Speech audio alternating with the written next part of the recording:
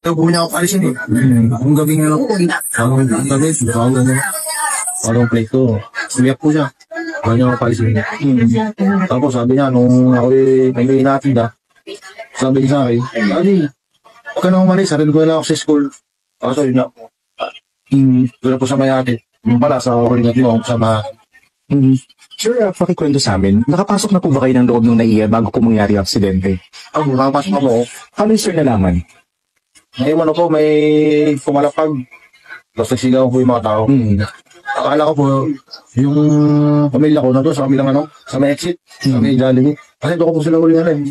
Doon ko sila nakakita eh. Kasat ko po siya. Ang mga oras na yun. Kaya po pala hindi siya nagre-reply. Lumi pa po pala sila doon sa kamilang area. Hindi po siya nagre-reply.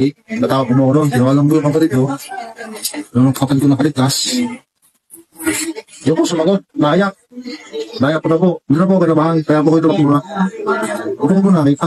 Una-una ko po yan. Rapin mga yung ano. Hindi ko po makita. Tanong po ako sa pulis. Hindi po nila alam kasi bago pa lang. Pagtingin ko po doon sa ano. Ilalim ng ano. Kaya nandun po ako. Pakandusan. Ano po sakit.